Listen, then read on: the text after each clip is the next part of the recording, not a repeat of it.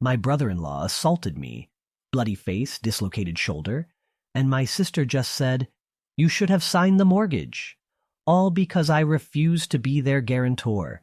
I dragged myself to my parents' door, begging for help, then collapsed. What happened next? Even the police were horrified. I am Audrey, 32 years old, and I never thought my own sister would watch me bleed. Growing up, Natalie was my protector, my guide. When she married Greg, I welcomed him as family. So when they asked me to guarantee their mortgage, I just wanted time to think. I never expected that refusal would leave me with a dislocated shoulder and blood streaming down my face, while my sister coldly said, "You should have signed the mortgage." Before I share my story, please tell me where you are watching from. Hit like and subscribe if you have ever had to choose between family loyalty and self-protection.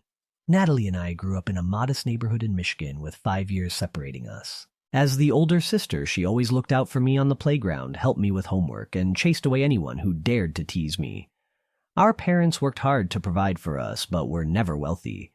Dad was a high school teacher who taught economics, and Mom worked as a nurse at the local hospital. They instilled in us strong family values, the importance of education, and smart financial habits.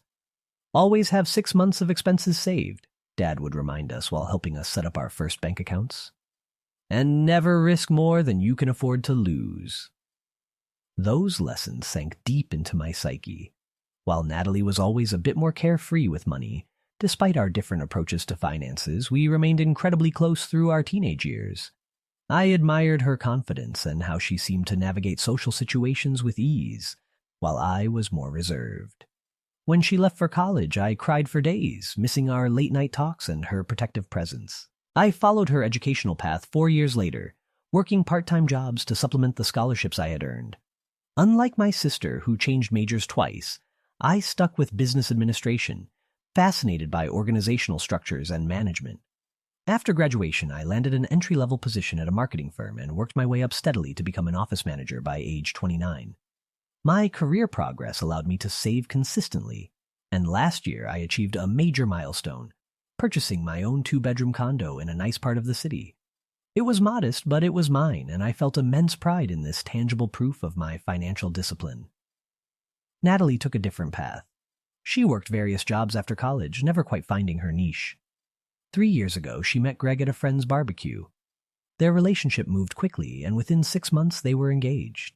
The wedding was small but lovely, and I served as her maid of honor, giving a heartfelt speech about our bond and welcoming Greg to our family. Initially, I thought Greg was good for Natalie. He was charismatic and seemed to adore her.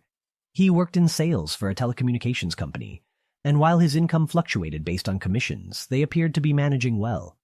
Natalie took a part-time position at a boutique clothing store, more for the employee discount and social interaction than financial necessity. Or so I thought at the time. Our family maintained close ties after Natalie's marriage. Sunday dinners at our parents' house remained a tradition, and holidays were always spent together. But I noticed subtle changes in my sister over time. The Natalie who once shopped at thrift stores and prided herself on finding bargains now talked about designer labels. She began making comments about my practical car, suggesting I should treat myself to something more luxurious. Greg would often steer conversations toward money matters, asking probing questions about my salary or commenting on the market value of my condo. At the time, I attributed this to his sales background and interest in financial topics. I failed to recognize these as warning signs. "Your sister and I are thinking about investment properties," Greg mentioned during one Sunday dinner about 6 months ago. "Real estate is where true wealth is built." My parents nodded politely but exchanged glances. Later, my father quietly reminded me, "Investment requires knowledge and caution. I hope Greg knows what he is doing." Around this time, I had started dating Tyler, a police officer I met when he responded to a minor break-in at our office building. He was kind, steady, and shared my practical approach to life. Greg seemed oddly competitive with Tyler, often interrupting him at family gatherings or dismissing his career choice as limiting. Tyler noticed this behavior, but graciously avoided confrontation for my sake. Looking back, I can see how the foundation was being laid for what would later happen. Greg was assessing my financial position while crafting an image of prosperity that his and Natalie's actual finances did not support. My sister was becoming increasingly entangled in his worldview. where material possessions signified success and family connections were resources to be utilized. The last truly peaceful family gathering was my 30th birthday just 4 months ago. My parents hosted a small dinner party, and Natalie gave me a beautiful handmade bracelet, a throwback to our childhood when we would craft jewelry for each other. For a moment, I glimpsed my old sister, the one who valued sentimental connection over material worth. If only I had known how quickly our relationship would deteriorate from that point forward. The request that would ultimately shatter our family came on an ordinary Tuesday evening. Natalie called, her voice bubbling with excitement, inviting me to dinner at their apartment. "We have amazing news, and we want you to be the first to know." I arrived with a bottle of wine, assuming perhaps they were expecting a baby. The apartment was notably tidy, with candles lit and a lavish meal prepared. Greg was unusually attentive, pulling out my chair and keeping my glass filled throughout dinner. "So, what is this big news?" I asked as Natalie served dessert, a homemade tiramisu that was my favorite. Greg and Natalie exchanged glances before he pulled out his phone and showed me photos of a stunning 2-story colonial house with a wraparound porch and manicured lawn. "We found our dream home," Natalie explained, her eyes shining.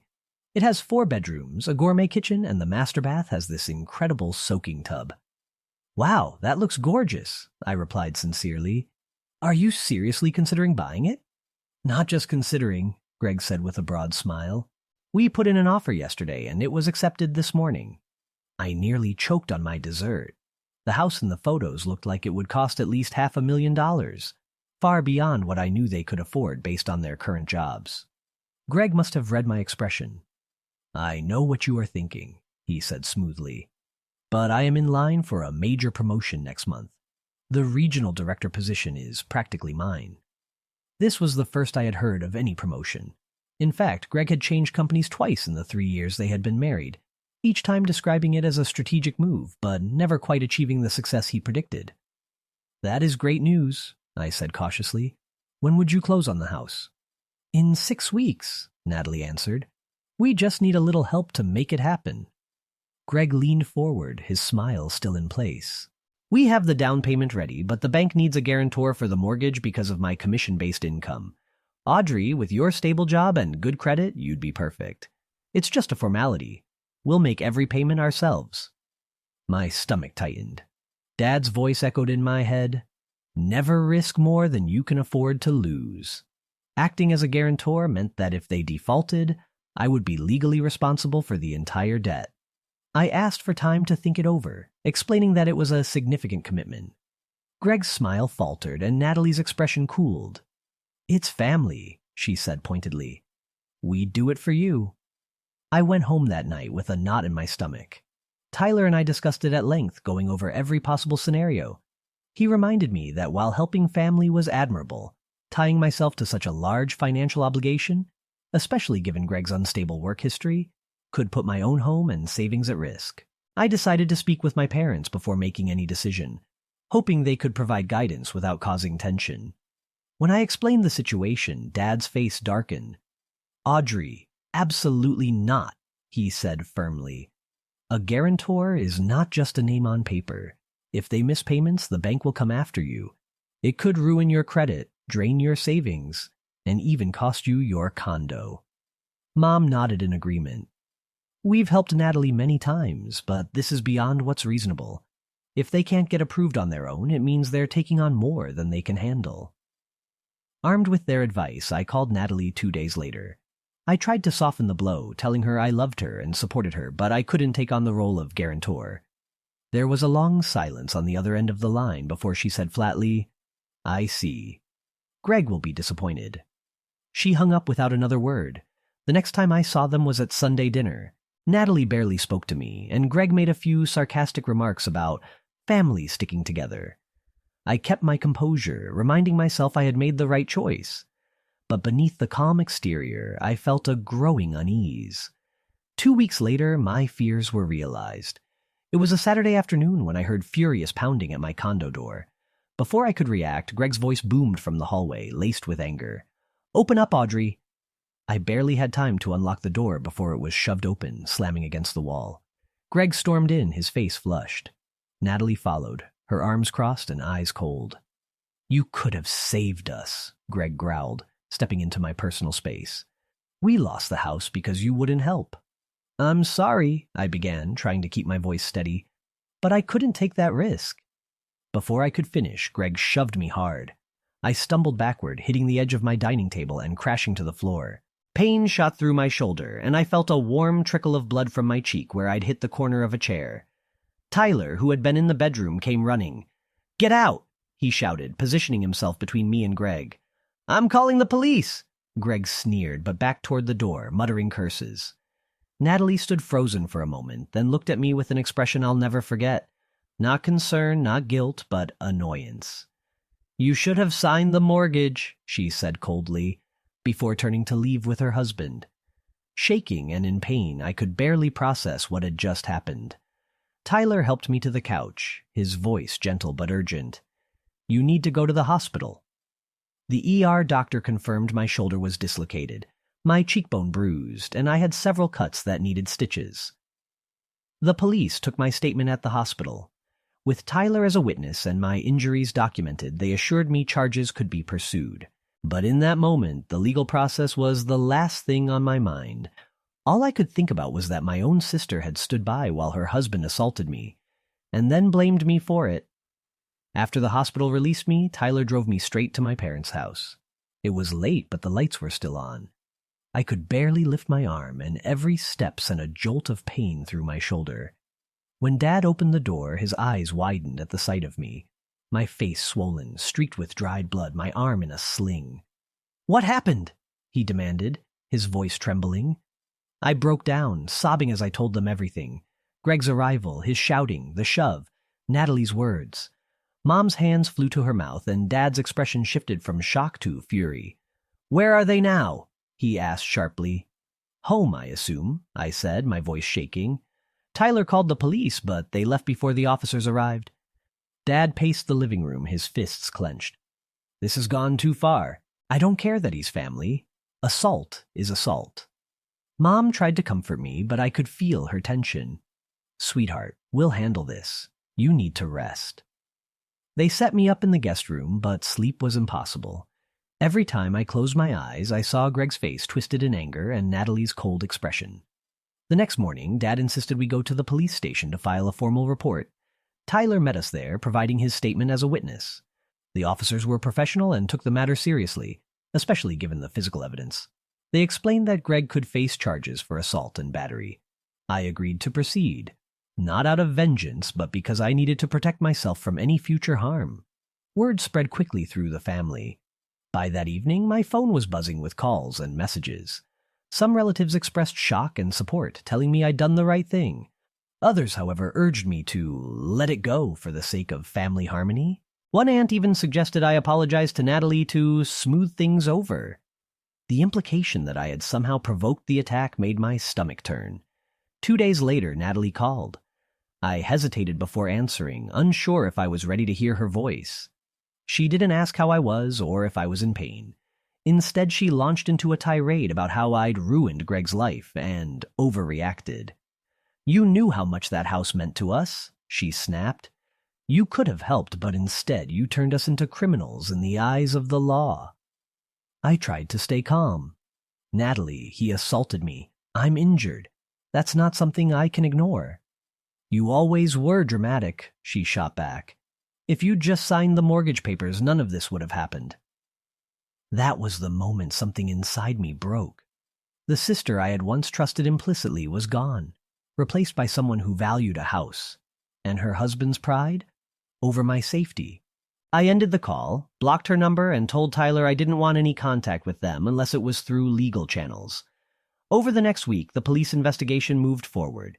Greg was officially charged and a court date was set. Dad offered to accompany me, while Mom, torn between her daughters, struggled to know how to act. She loved us both, but I could see in her eyes that she was deeply disappointed in Natalie's choices. The emotional weight of it all was crushing. At work, I forced myself to focus, but my mind kept drifting back to that moment in my condo. The slam of the door, the sudden shove, the look in my sister's eyes. Nights were the worst. I'd wake up from nightmares, my heart racing, and Tyler would hold me until I could breathe again. Through it all, I kept reminding myself why I had stood my ground. I had followed my father's advice, protected my own financial stability, and refused to be manipulated. But the cost had been higher than I could have imagined. A fractured family, a sister's betrayal, and the lingering pain of both physical and emotional wounds. The weeks that followed were some of the most emotionally draining of my life. The physical pain from my injuries was manageable with treatment, but the mental strain was constant.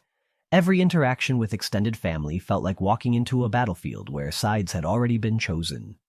At gatherings I had previously enjoyed, I now noticed the sharp glances, the whispered conversations that stopped when I entered the room.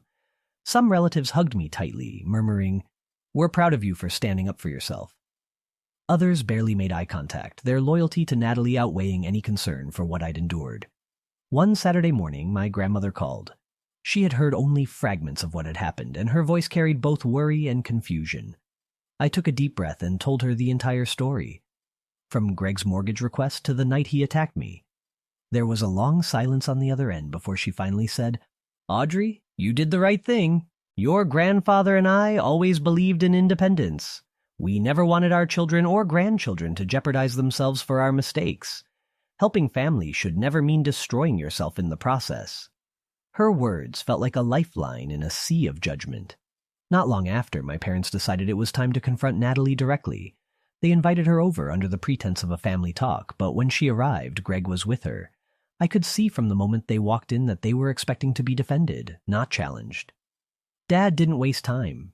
He laid out the facts: the assault, the hospital records, the police report, and photos of my injuries. His voice was firm but steady.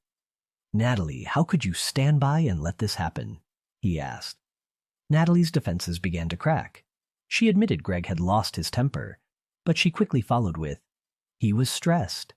We lost our dream house because Audrey wouldn't help us." Mom's voice shook. "Stress doesn't excuse violence, Natalie, and it certainly doesn't excuse you turning your back on your sister when she was hurt."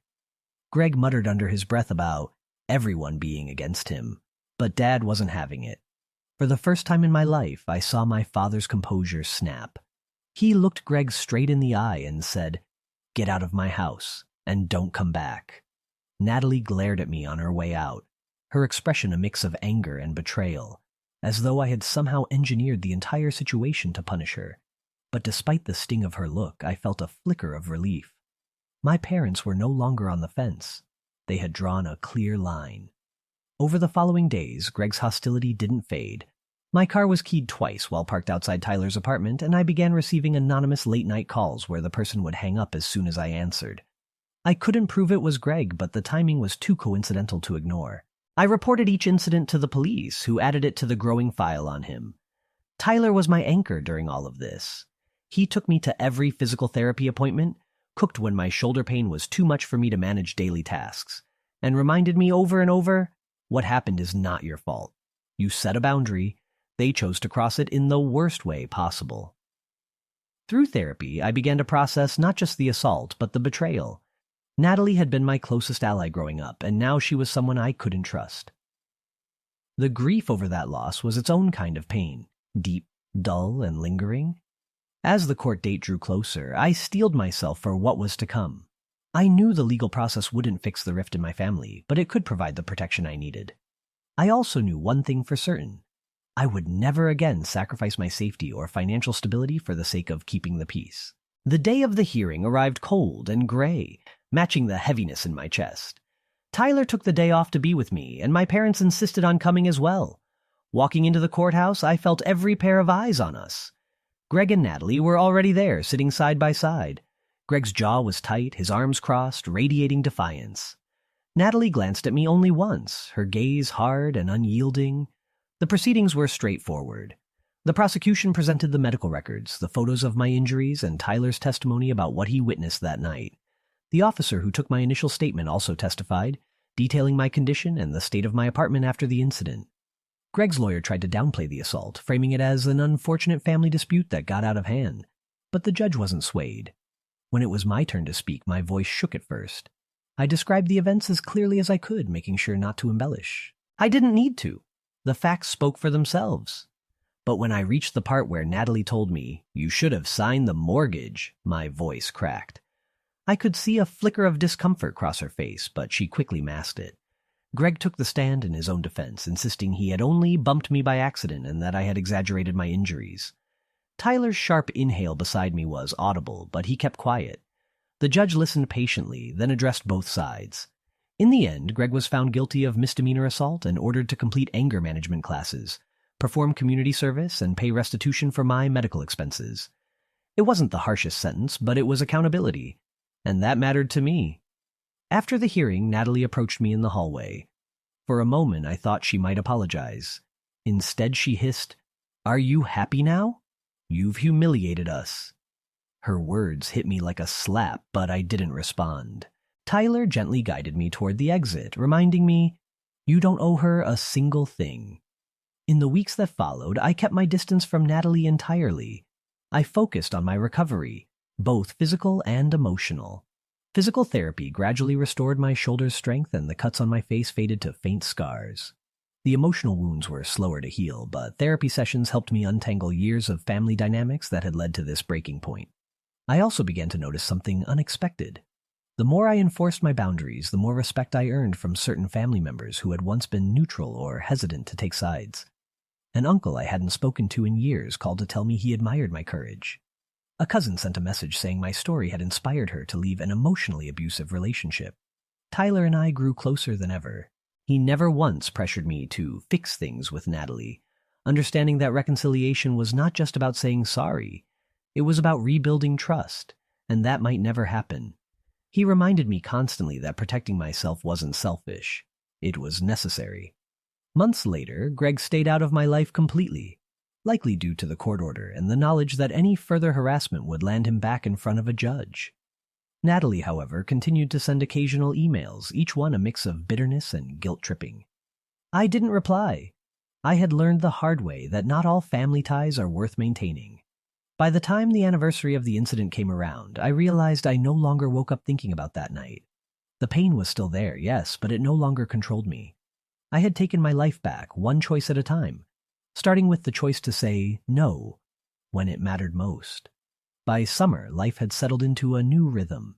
I was still working through lingering trust issues in therapy, but my days no longer revolved around the fallout with Natalie and Greg. Tyler and I started taking weekend trips. Nothing extravagant, just small escapes to clear our minds. One afternoon, while sitting on a quiet lakeshore, I realized how much lighter I felt without the constant tension of trying to keep the peace at my own expense.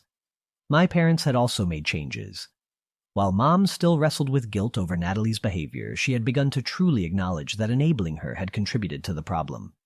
She told me she had started setting boundaries of her own, refusing to give Natalie money without clear reasons, and not entertaining Greg's inflated stories about business deals.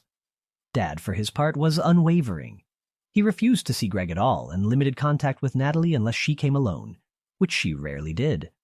Our family gatherings shifted to smaller, more intentional get-togethers. For the first time in years, I felt genuinely relaxed at the dinner table. Conversations were lighter, laughter came easier, and there was no undercurrent of manipulation or hidden agendas. I noticed my own mental health improving. I was sleeping through the night, my anxiety attacks had stopped, and I was regaining focus at work. Still, there were moments when the loss hit me. Passing a jewelry shop one day, I remembered the handmade bracelet Natalie had given me for my 30th birthday, and a wave of sadness came over me. I missed the sister I used to have, the one who celebrated my milestones and stood beside me in hard times. But I knew that clinging to the past version of her would only keep me stuck. The Natalie I loved had been replaced by someone I couldn't trust, and accepting that truth was part of healing. One evening in early autumn, I received an email from Natalie with the subject line, "Can we talk?" I stared at it for a long time before opening it. The message was brief. She said she missed me, that things had gotten out of hand, and she wanted to explain her side. There was no real apology, just a vague attempt to reconnect. My therapist and I discussed it in our next session. She reminded me that I had the right to decide what kind of relationship, if any, I wanted with my sister, and that I could respond on my own terms. In the end, I chose not to reply. I wasn't ready, and I didn't owe her my readiness on her schedule. Some wounds need more than time to heal. They need consistent change from the person who caused them, and I hadn't seen that yet. That decision brought me more peace than I expected. I realized that forgiving someone doesn't mean letting them back into your life. It means letting go of the grip their actions have on you. And in that sense, I had already forgiven her. I just wasn't willing to reopen the door. Tyler and I have since moved into a larger place together, a home that feels entirely ours. I've started hosting small dinners with friends, building the kind of chosen family that uplifts and supports me. Looking around the table at people who genuinely care for me, I understand now that family isn't just the one you're born into, it's the one you build. If there's one thing this entire ordeal taught me, it's that boundaries are not walls to keep people out, but gates that you control. I decide who walks through, and I have the right to close them when necessary. Standing my ground against Natalie and Greg was one of the hardest things I've ever done, but it was also the most important. I don't know what the future holds for my relationship with my sister. Maybe one day we'll talk again, maybe we won't. But I do know this. I will never again sacrifice my safety, my peace, or my self-respect just to keep someone else comfortable. And that, more than anything, is the life lesson I'll carry forward.